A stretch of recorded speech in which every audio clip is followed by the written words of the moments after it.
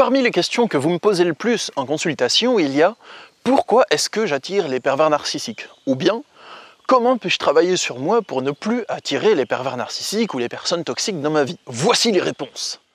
Si vous attirez les pervers narcissiques, la première raison, avant de passer aux raisons plus profondes en vous, c'est parce que ils essayent et que ça marche. Les pervers narcissiques, ils vont essayer avec plein de gens. Ils vont pas essayer uniquement avec des profils spécifiques, ils essayent un peu avec ce qu'ils ont sous la main, avec ce qu'ils croisent. Genre un homme pervers narcissique, il va essayer avec les femmes qu'il rencontre. Et avec certaines, ça va marcher, et avec certaines autres, ça ne va pas fonctionner. Donc, s'ils essayent avec vous, et que vous répondez positivement à leur manipulation, entre guillemets, donc que vous faites ce qu'ils attendent, voilà, ça va fonctionner, ça va aller plus loin. Si vous arrêtez la relation, ça n'ira pas plus loin. Donc il faut comprendre que d'une part, il y a déjà cette notion de « ils essayent » et tant que ça marche, ils vont continuer, tout simplement. C'est comme un animal qui a faim dehors. Vous sortez en Indonésie, par exemple, et il y a des chiens errants. Vous avez de la viande crue dans les mains, les chiens ils vont vous suivre. Voilà. Et tant que vous avez encore cette viande crue et que vous continuez à leur en distribuer, eh ben ils vont vous suivre, tout simplement parce que vous leur donnez ce qu'ils veulent. Voilà. Et si vous arrêtez la relation avec les chiens errants, je sais pas moi, si vous balancez toute la viande et que vous partez en courant, ils vont se jeter sur la viande et quand il n'y en aura plus, ça va se terminer. Vous n'aurez plus de relation avec ces chiens, tout simplement. Il faut comprendre qu'afin de ne plus attirer les pervers narcissiques, vous allez devoir vous fixer deux objectifs. Un objectif de court terme et un objectif de long terme. Sur le long terme, je comprends que vous puissiez vous dire « Je suis sûr qu'il y a quelque chose en moi qui fait que les pervers narcissiques ressentent que je suis la victime parfaite. » Vous me dites souvent ça en consultation, je connais le phénomène, et c'est vrai, vous avez raison. Mais ça, c'est un objectif de long terme. Vous voulez changer quoi? Votre énergie, votre vibration, pour que les pervers narcissiques, quand ils vous voient, ils sentent que vous n'êtes plus une victime potentielle. C'est possible, mais c'est quelque chose que vous allez devoir convoiter sur le long terme. Ça ne se fait pas du jour au lendemain. Et quel est le moyen pour y arriver? Le moyen pour y arriver, c'est de repérer les pervers narcissiques et de les bannir. Et à force de repérer, poser vos limites, les bannir, vous avez une énergie qui est différente. Une énergie qui est moins ouverte à la leur. Une énergie qui est moins compatible à la leur parce que vous n'avez plus les conditionnements qui sont compatibles avec leur comportement. Mais je vais vous l'expliquer, c'est le deuxième point.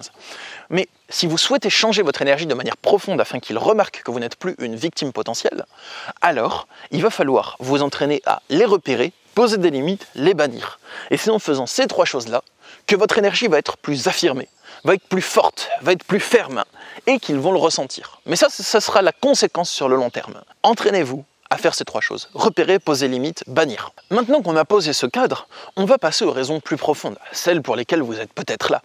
Si vous êtes compatible avec un pervers narcissique, le deuxième point, c'est que la raison principale, elle est dans votre énergie et dans vos pensées.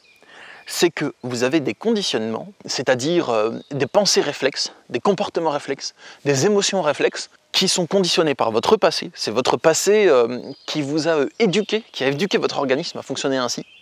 Tous ces conditionnements que vous avez, ils sont compatibles avec les leurs.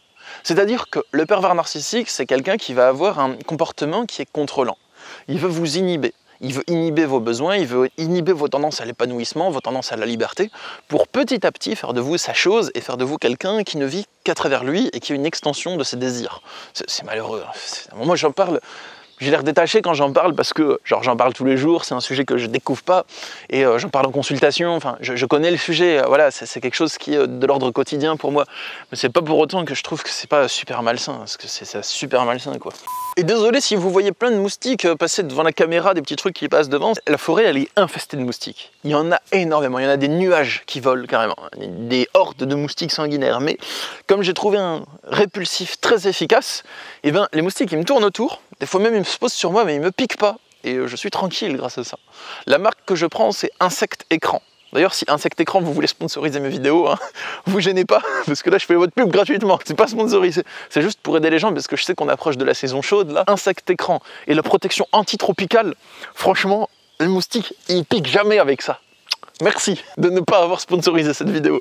Donc, la tendance du pervers narcissique, ça va être de vous inhiber. Et si vous avez une tendance qui est de vous auto-inhiber, alors malheureusement, vous avez une compatibilité avec les pervers narcissiques.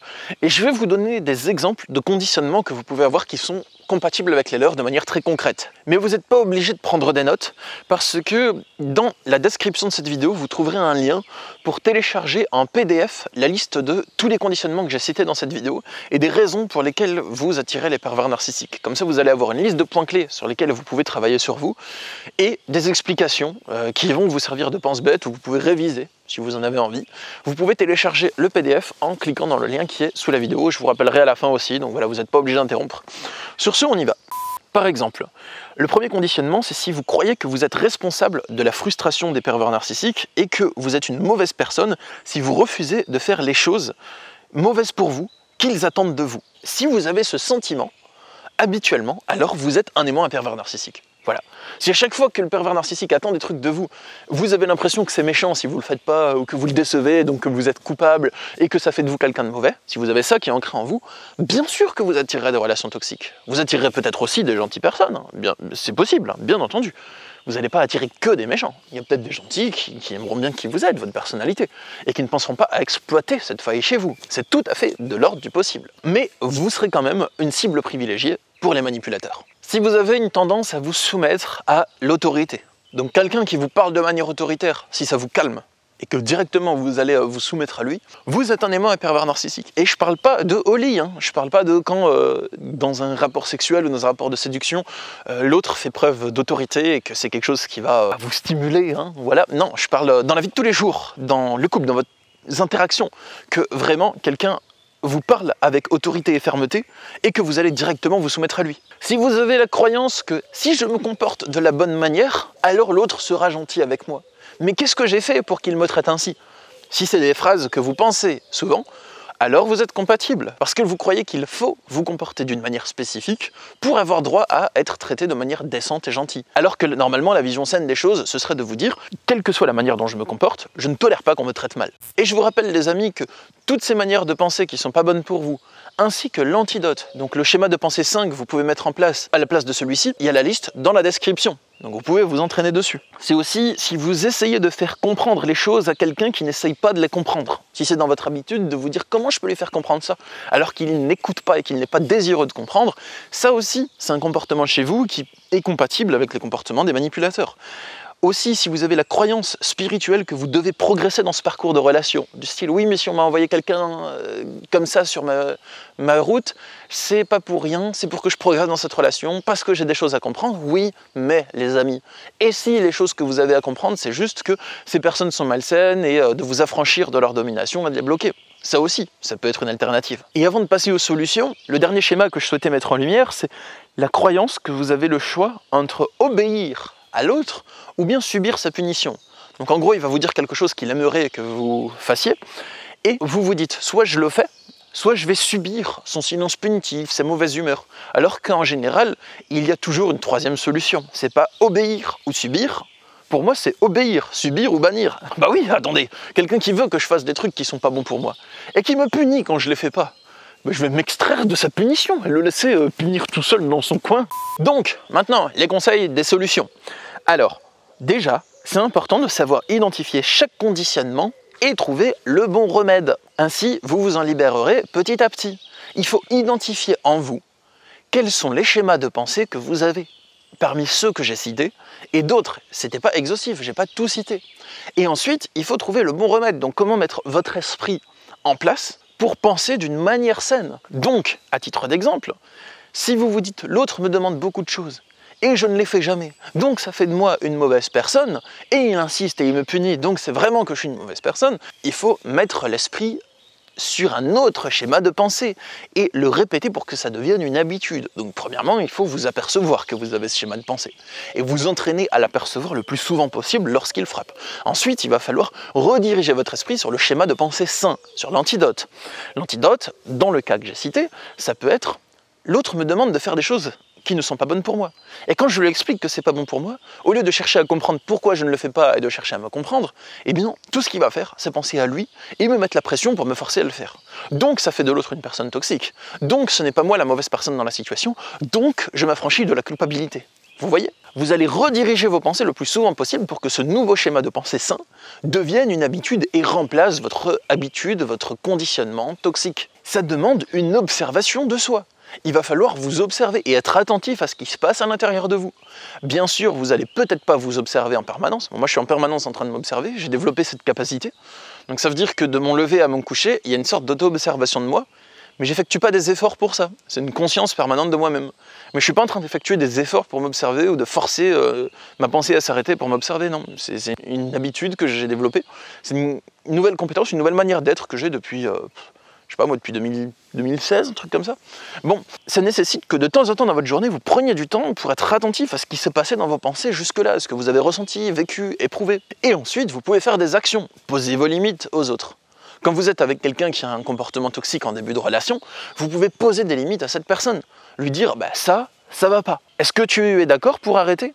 Il ne faut pas poser des limites dans la violence, jamais avec quelqu'un.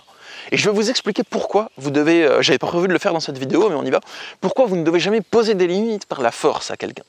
Parce qu'en fait, s'il y a quelqu'un avec qui vous êtes en début de relation, et que vous allez lui dire, écoute, ce que tu fais là, t'arrêtes tout de suite, ça va pas. Ça, vous pouvez le faire dans la rue quand il y a quelqu'un qui vous menace. Mais si c'est quelqu'un en couple, vous avez vraiment envie de menacer votre partenaire, c'est pas bien pour lui. Et c'est pas bien pour vous, et vous savez pourquoi c'est pas bien pour vous?